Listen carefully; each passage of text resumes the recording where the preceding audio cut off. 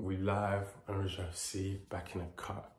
And today I'm gonna get straight to it. If you join the Twitter spaces that new media are putting out, listen, new media, we're rising. Before I even get into the video, new media, Lit House the gang. You really know what it is. The people, them, do I even need, you know what, I'm gonna just say the names anyways because I got that much love for them.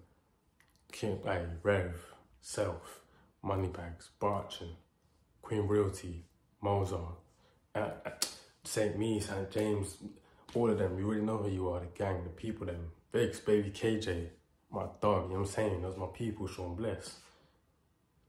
His names, I could go the whole video just giving love and a lot of appreciation to those people because they showed a lot of love to me. But now, to the nitty gritty, Terry Rozier. See now, if you're in the new media spaces, if you're involved in what we're doing, if you've heard the opinions of the people that are usually on the panel, if you've heard the opinions from myself in these Twitter spaces, you already know where I'm going without even having to see the title. Terry Rozier.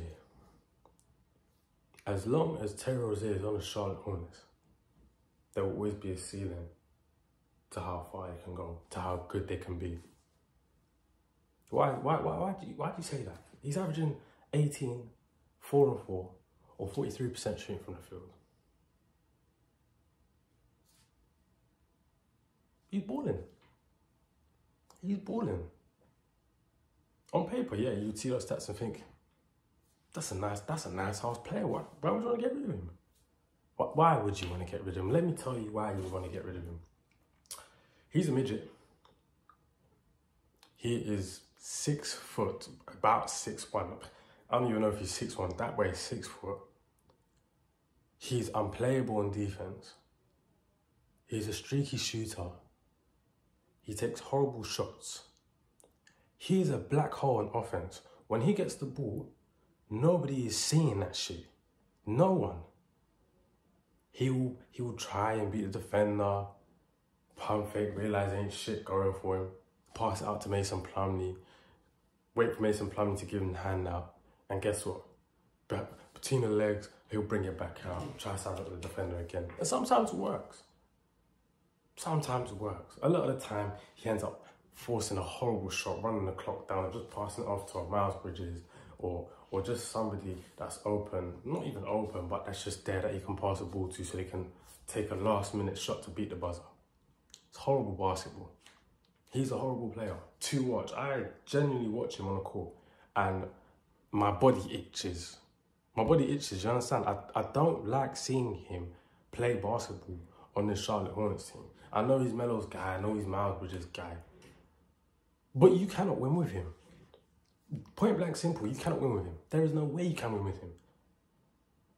Charlotte give up the most threes of any team in the league. Every game this season they play, every team seems to hit a season high of threes against them. Now why is that the case? Why is that the case? You think by now, if every team is scoring this amount of threes against you, week in, week out, that you've got to look at the film, you've got to revise what's going on in your defensive scheme and rectify that. The problem is you cannot rectify that because the problem is a £97 million player that you just paid that money to. That doesn't even hit the books until next summer or this summer coming up. That is the reason you give up too many threes. That is the reason you force this auto-zone defensive scheme. That is horrendous. It's a nightmare. Somebody will always be left free for three. Threes, everywhere. You want to hit season high threes? Come to Charlotte, baby. Everybody's eating. Everybody's eating. And who was the man that always seems to be left open? You guessed it. You guessed it. Terry Rozier. Scary Terry, but he's scary for a whole different reason, bro. Whole different reason. For you people that believe Charlotte Hornets will be a playoff team, that are so sure of it, guarantee that Charlotte have the talent to be a playoff team this year. I'm not talking about playing, playoffs outright. I'm talking 6 seed and above. Let's say for argument's sake, let's just have some fun here. Let's say they get to the playoffs. How far do you think they go? Honestly, how far do you think they go? The second round? Second round. You're not thinking. Second round how? How can you go to the second round when your 2 guard is 6 foot tall and can't play a lick of defense? And it's the reason a man is always open for 3. And it's the reason that you have to shift your whole entire defensive scheme. And you can't drop him and you can't bench him and not play him minutes because you just paid him nearly £97 million, $97 million. Well done. Again, all of this really falls back to the front office and Mitch Kupchak, who has put himself in a disastrous position. But this video isn't even about FO. This video is purely about Terry Rozier and how much he is killing the Charlotte Hornets night in, night out. What do you think is going to happen come playoff time? What do you think coaches are going to do every time they play the Charlotte Hornets in the playoffs? Forgetting the problem that we have is at a centre spot with Plumlee, who's another unplayable. But we'll get to that in another day. On the perimeter, where NBA teams make a living, how NBA teams win in the playoffs with elite perimeter play, what do you think is going to happen to Terry Rozier in the playoffs? He's not that good offensively that he's going to get you wins like that in the playoffs, bro. I don't know what you lot see. I don't see that.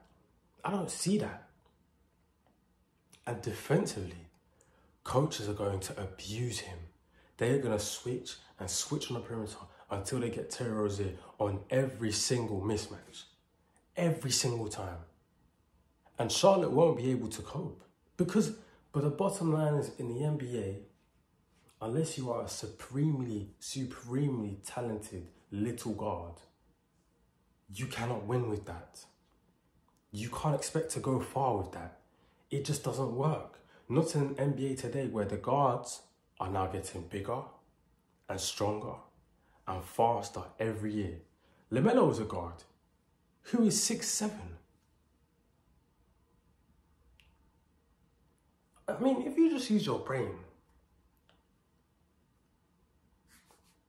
you pair a 6'7" Lonzo with a 2 guard that can hit the 3, can drive at times, but can play a bit of defense, and is at least a height of 6'5". You pair that with LaMelo, 6'6". You're a second-round team. You know why you're a second-round team? Because you don't have to play auto-zone. You can play man-to-man. Guess what? Yeah, you could play man-to-man. That's nice, isn't it? How many problems would that solve? Guess what? There isn't a man that is free at the top of the key with all the time in the world to shoot 3. Why? Because you don't have a 6-foot Terry Rozier that doesn't even bother to play defense.